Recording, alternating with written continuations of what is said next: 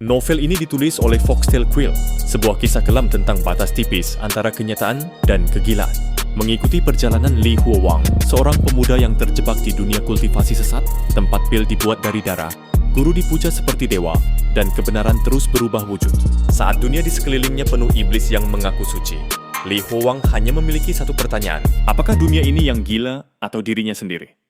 Oke, tanpa lama-lama, mari kita simak alur ceritanya.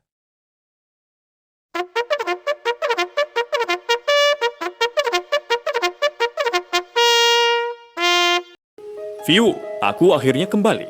Li Huowang menghela nafas lega sebelum memanggil mikrofon yang dipasang di kepala tempat tidur. Beberapa saat berlalu sebelum dokter yang merawatnya masuk ke ruangan sambil memegang tablet putih. Dokter didampingi oleh seorang perawat. Bagaimana perasaanmu, Li kecil? Apakah ada perubahan dalam halusinasinya? Dokter duduk di bangku dan bertanya dengan suara ramah. Dalam halusinasi, aku terjebak di tempat yang sama dan melakukan hal yang sama seperti terakhir kali. Namun kali ini, Tuan Botak itu dengan kejam membunuh seseorang tepat di depanku dan mencoba menggunakan bagian tubuhnya untuk membuat pil. Li Huowang menjelaskan halusinasinya secara rinci. Dokter yang merawat mengangguk mencatat di tablet. Li Huowang memikirkan sesuatu dan ragu-ragu sebelum bertanya, "Dokter, apa yang Anda maksud dengan halusinasi yang berbeda? Bagaimana hal itu mencerminkan status psikologis dan bawah sadar saya? Apakah semua itu memiliki arti?" Tidak, Anda tidak perlu mempedulikan hal-hal seperti itu.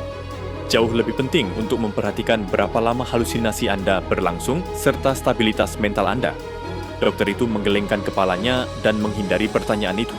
Karena ini halusinasi, maka kamu harus selalu ingat bahwa itu tidak nyata.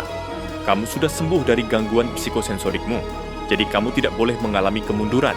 Setiap kali kamu memasuki halusinasi, kamu harus selalu mengikuti logika dunia itu. Dengan bantuan pengobatan kami, Anda akan segera pulih. Jantung Li Huowang berdebar kencang mendengar ini. Ini adalah kunci untuk keluar dari rumah sakit. Jadi dia tidak boleh gegabah. Sementara itu, sang dokter tak lupa menyemangati pasiennya. Sebenarnya kamu sudah cukup pulih. Ketika kamu dirawat di rumah sakit, kamu bahkan tidak bisa membedakan antara dunia nyata dan halusinasimu. Kamu berada di jalur menuju pemulihan, jadi teruskanlah. Teruslah berjuang. Saat mereka berdua sedang berbincang, suara langkah kaki yang lembut bergema dari arah pintu. Keduanya berbalik pada saat bersamaan dan melihat seorang gadis mengintip ke dalam kamar. Dia mengenakan turtleneck hitam. Dia tampak berusia 16 atau 17 tahun. Usia di mana dia seperti bunga yang siap mekar. Kulitnya seputih batu giok, rambut hitam lurus menutupi bahunya seperti air terjun yang gelap. Dia tampak secantik bunga yang sedang mekar. Kedua remaja itu ingin mengatakan sesuatu, namun tak ada kata yang keluar. Sementara itu, dokter itu terkekeh.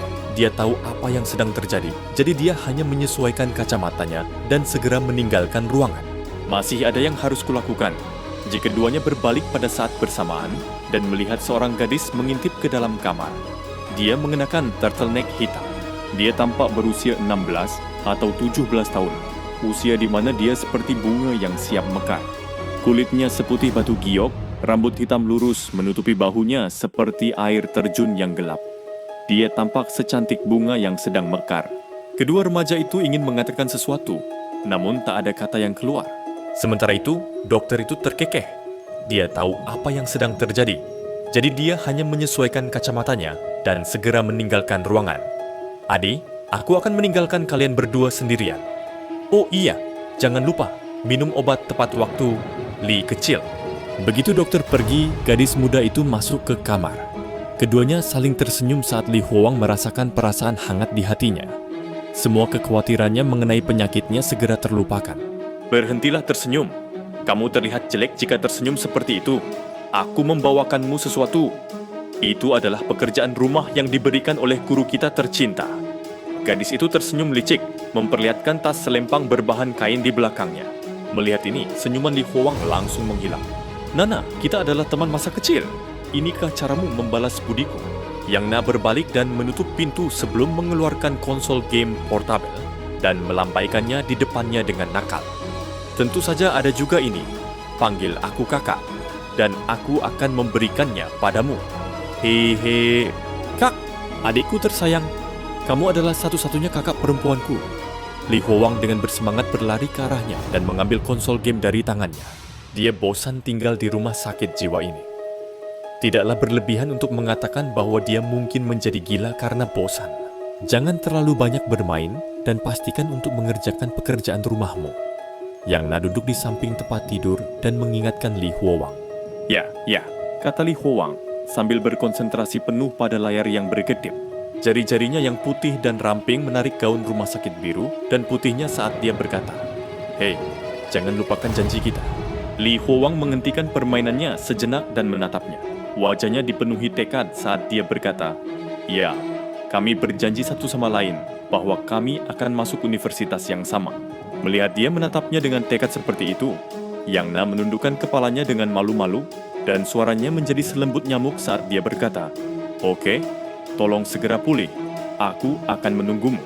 Li Huowang tiba-tiba menariknya ke pelukannya. Wajahnya merah, tapi dia tidak menghentikannya. Dia hanya memejamkan mata dan membisikkan kata, "Cabul." Keduanya tidak bergerak.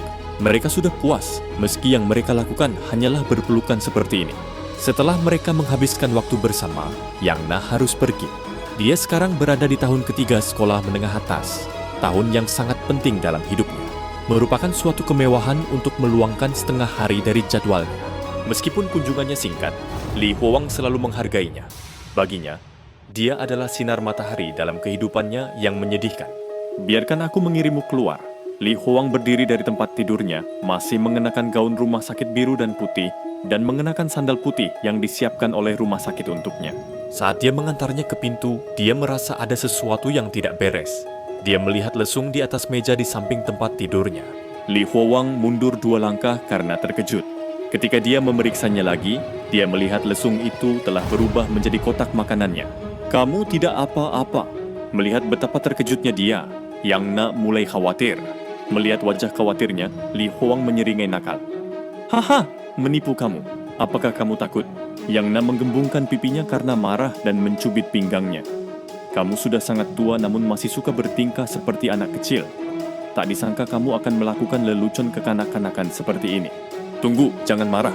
Aku hanya berusaha menghiburmu." Dia mencoba meraih tangannya, tetapi dia dengan mudah melepaskannya. Setelah beberapa kali mencoba, akhirnya dia berhasil meraih tangannya. Ketika pasien lain yang sedang berjemur di halaman melihat mereka berdua, mereka menyeringai. "Ah, betapa menyenangkannya menjadi muda dan jatuh cinta." Mereka berjalan cukup lambat, tetapi masih segera sampai di pintu masuk. Berdiri di pintu masuk, Yang Na berbalik dan menatapnya dengan enggan. "Saya akan kembali lagi minggu depan, jadi harap baik-baik saja." "Tidak, kamu tidak perlu datang. Aku tahu kamu pasti berada dalam tekanan yang sangat besar, karena semua pembelajaran yang harus kamu lakukan saat ini. Kamu hanya punya setengah hari libur setiap minggunya. Jangan sia-siakan itu untukku." Yang Na mengangkat kakinya dan dengan lembut menginjak sandal Li Huowang. Bulu matanya berkibar lembut saat dia berkedip. "Dasar bodoh. Jangan mencoba membuatnya terdengar seperti aku tidak bisa mengatasinya. Aku tidak pernah turun dari posisi 3 teratas di kelas kita. Jadi, aku tidak pernah merasa stres." Li Huowang memegangi dadanya menunjukkan ekspresi sedih. Kata-kata yang sangat kasar nyonya. Yang Na terkekeh dan memukulnya dengan ringan sebelum meninggalkan rumah sakit. Dia kemudian berjalan menuju terminal bus tepat di seberang rumah sakit. Li Huowang berdiri di pintu masuk rumah sakit sampai dia naik pas dan menghilang dari pandangannya. Perlahan, senyuman di wajahnya menghilang. Dia khawatir dengan apa yang baru saja dilihatnya. Jadi dia segera pergi ke ruang praktek dokter.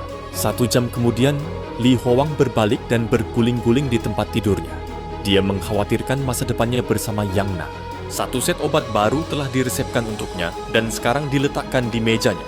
Mortir yang dia lihat, serta senyuman Yang Na, selalu ada di pikirannya. "Bagaimana jika penyakit saya memburuk? Bagaimana jika saya tidak diberhentikan sebelum ujian masuk perguruan tinggi nasional? Maka saya tidak akan bisa masuk universitas yang sama dengan Yang Na." Meski terjebak di rumah sakit, dia tetap mengetahui rumor tersebut. Di mata orang-orang di luar, dia hanyalah orang gila. Tak disangka teman masa kecilnya, Yang Na, akan mengaku padanya sehari sebelum dia dirawat di rumah sakit, meski tahu ada yang tidak beres dengan dirinya. Yang Na adalah gadis yang luar biasa. Jadi sebagai seorang pria, aku tidak boleh mengecewakannya. Ini tidak benar. Saya sudah mengikuti perintah dokter, lalu mengapa halusinasi saya semakin parah? Apakah saya harus pindah ke rumah sakit lain? Tapi, ini sudah yang ketiga bagiku. Seharusnya tidak ada yang salah dengan pengobatan Dr. Lee. Ayah telah memberitahuku bahwa dialah yang terbaik. Semua pemikiran ini terus mengganggu pikirannya sebelum akhirnya dia menyerah untuk berpikir dan duduk. Dia mengeluarkan buku teks dan buku latihan yang diberikan Yang Na kepadanya dan mulai belajar. Dia ingin menggunakan teorema kompleks untuk meredam pemikirannya yang terus berkembang. Menjelang larut malam, dia mulai menyelesaikan pekerjaan rumahnya. Setelah menyelesaikan lembar ujian tiruan bahasa Inggris, dia meregangkan punggung dan mengusap pelipisnya. Menguap. Jam berapa sekarang? Seharusnya sudah sangat larut. Li Howang memakai sandalnya sebelum menuju ke toilet. Dia harus segera tidur. Saat dia berjalan menuju toilet sambil menguap dan menggaruk dadanya, tangan kanannya merasakan sesuatu yang aneh dan berhenti. Dia menatap gaunnya dan melihat sesuatu yang hitam dan lengket menempel di dadanya. Warna itu terlihat cukup familiar. Tiba-tiba, sebuah pikiran terlintas di benaknya. Dia menyentuh benda itu dan menjilat jarinya. Rasa pahit yang disertai sedikit rasa manis membuat pupil matanya mengecil karena terkejut. Ini adalah permen yang diberikan oleh murid yang mengalami gangguan mental itu kepadanya. Sebuah objek yang seharusnya hanya ada dalam halusinasinya telah muncul di dunia nyata.